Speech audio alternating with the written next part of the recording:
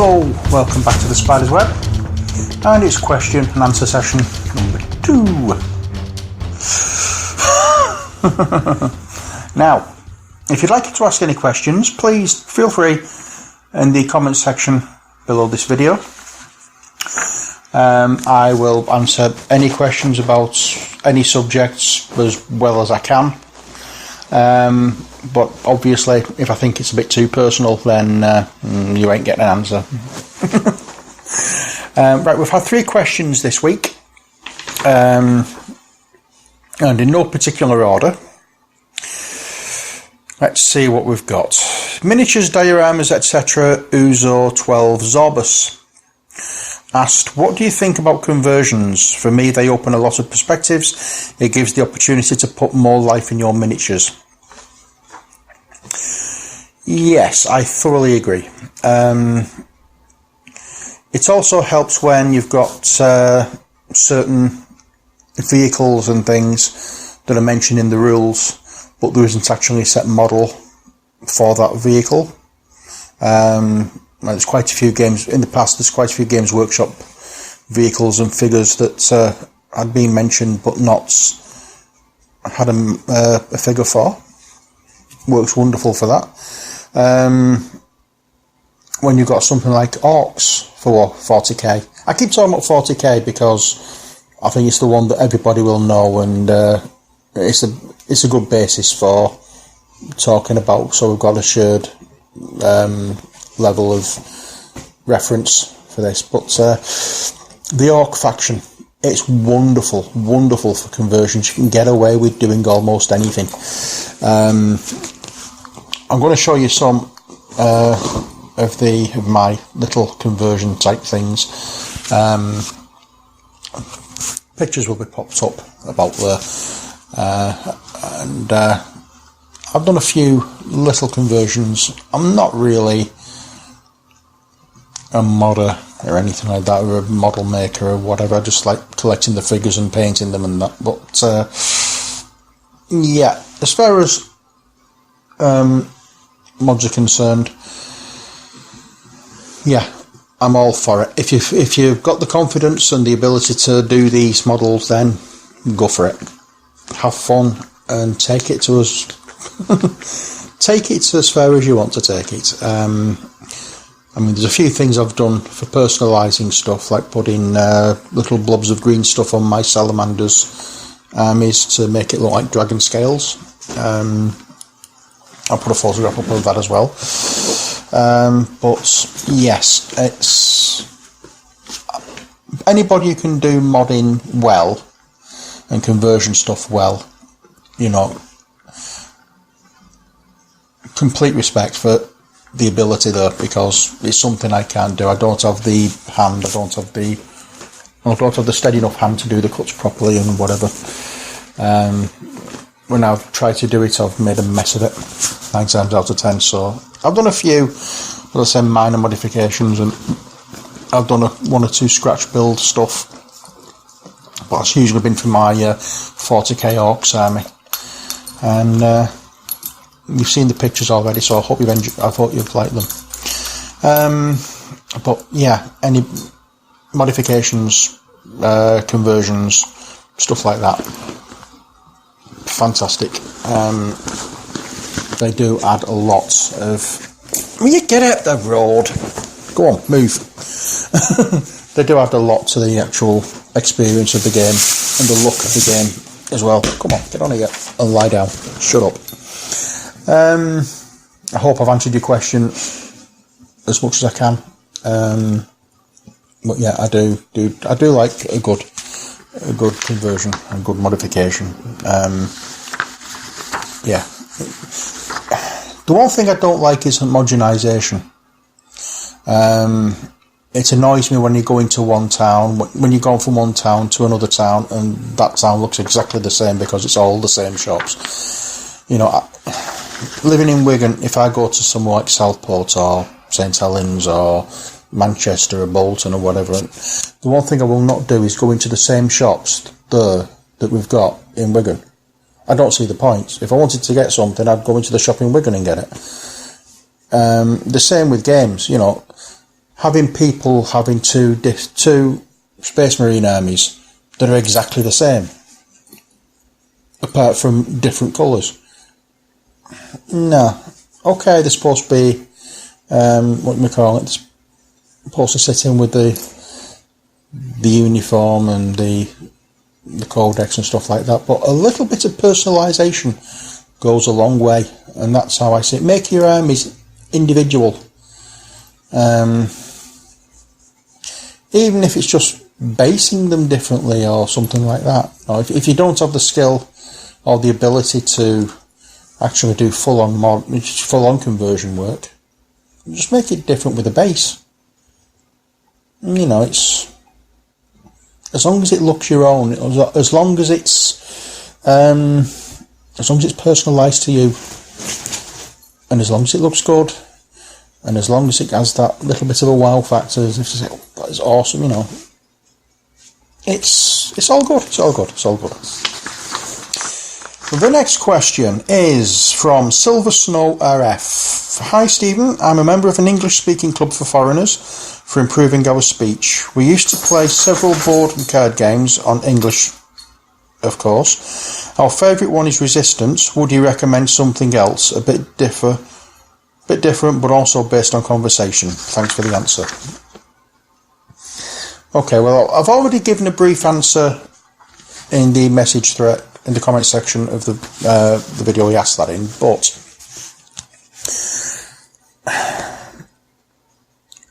there are lots and lots of games I could recommend.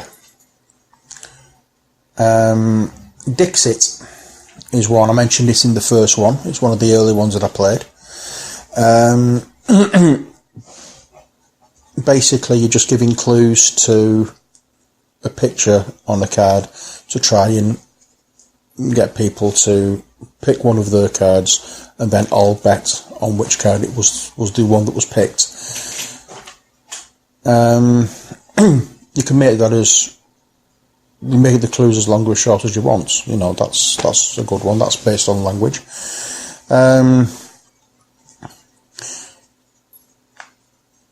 Depends on what level of games you want to play. If it's just something light and fluffy, I think Flux is always a fun one to play. It's completely chaotic, but quite funny. What else is there? Braggart. That's a nice one. You're reading off the cards rather than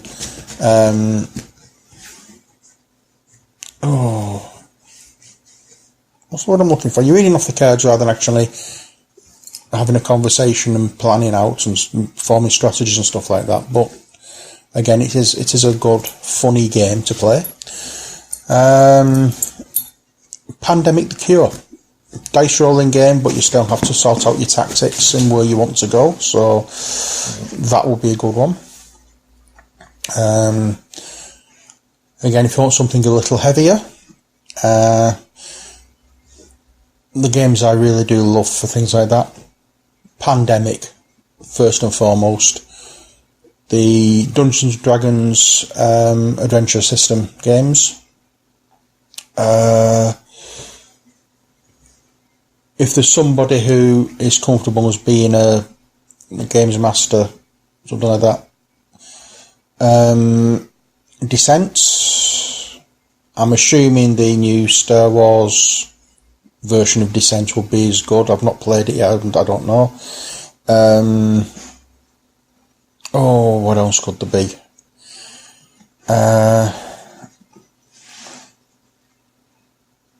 Trying to think.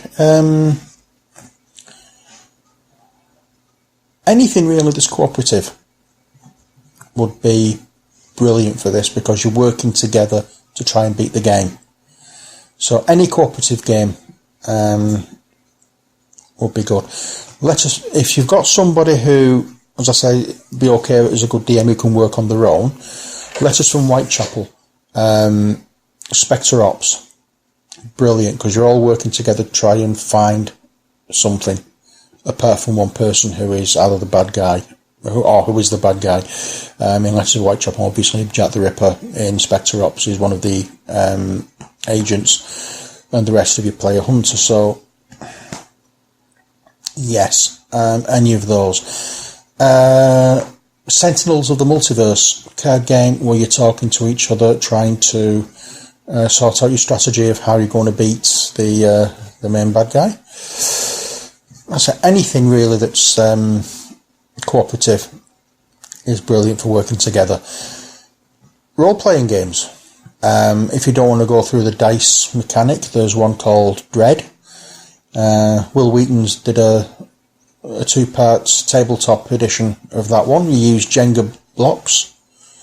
So instead of rolling a dice, you'd play Jenga while playing a role-playing game. So it's 2 games in one. It's a thought. But they are the ones that spring easily to mind. There may be many, many more that I've missed. Zombicide. How could I forget Zombicide? Again, you're playing against the game to try and win. The strategy's there. Talk and converse all you wish. Dead of Winter, exactly the same. But again, it depends on the level of your gaming group. So something there might fit in. If it's just light, as I said, just light and fluffy, go with simple card games. Gem Rush, Flux, any of the Flux family, Dixit, Braggart. All nice games. So I hope that's helped. Please let me know if it has, and please let me know if you've tried any of them and whether they've been successful or not. And finally, the last question. This is the hardest question to answer. It's also the hardest user to actually give a name. I don't know whether it's Gudgis or Good Guys. GOODGIS, all one word. Thanks for your question. I wish I could answer it. The question was, how many figures have you painted?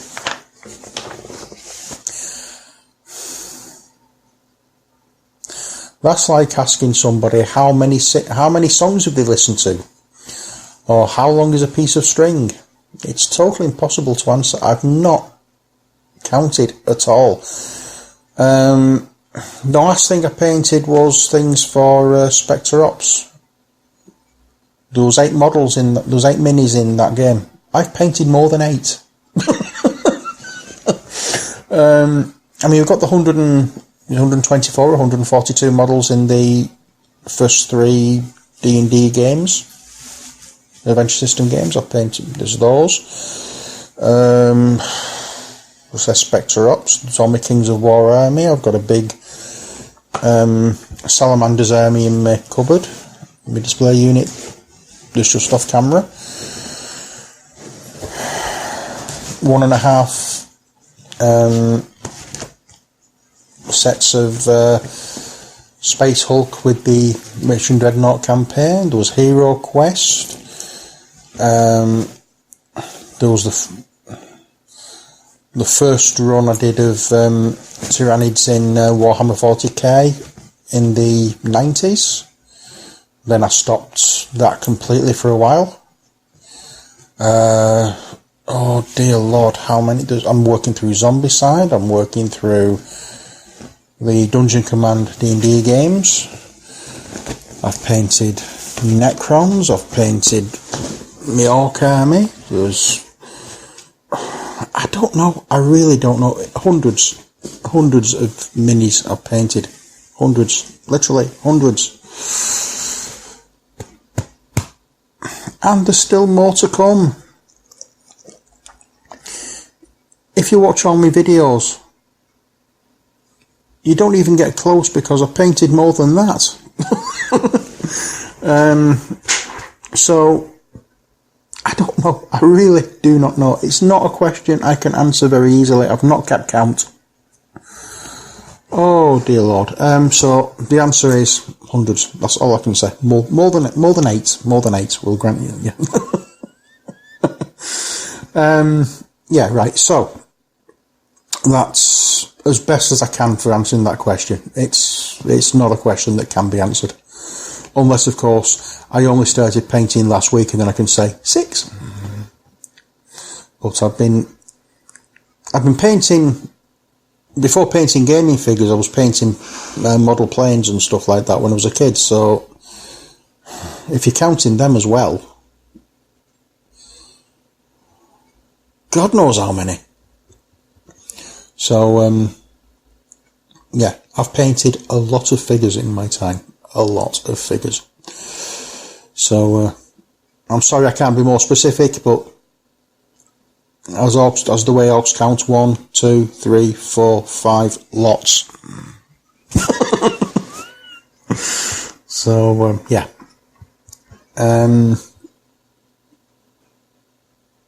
that's about it. Zero Agents. The Kickstarter's coming to an end later on today. It's had some. It's had its ups and downs over the past few days. Hopefully we've got it back on track and the pledges are rising. We're hoping we can get another £13,000 before the end of the campaign to take us up to 100,000. But fingers crossed we're going to get there. If it wasn't for a little bit of a bad post the other day, we may have been there already. Who knows? But yeah, if you're looking for a good game, or a good looking game with good looking miniatures, all female, all the ladies, have a look at Zero Agents. They look really nice, and they'd be handy for Zombicide as well. Good luck and congratulations as well to Martin MacLeod, who completed his Kickstarter campaign last Saturday. He got his £5,000 that he needed for his shop and games club, so congratulations Martin. And finally, I want to say, Andy, Mad Lad Designs, happy birthday mate. Have a good one. It's Andy's birthday today, so happy birthday to you. Happy birthday. No, never mind, I'm not going to go through that. Yeah, happy birthday, mate. Have a good one. But that's it from me and my glamorous assistant here, who's 9 times out of 10, the back of his head is the only thing you get to see. But what are you looking at me like that for? He's going to slime me any second now. He's going to slime me. Yeah, so that's it from me and Laddie. If you've got any more questions, please add them to the comment section below this video. I'm going to post some of the photos that I've taken of my little modifications. The one you saw earlier, I'm going to put them up a little bigger after this so you can have a proper look. Hope you enjoy them, and until next time, as always, take care, God bless, and bye for now.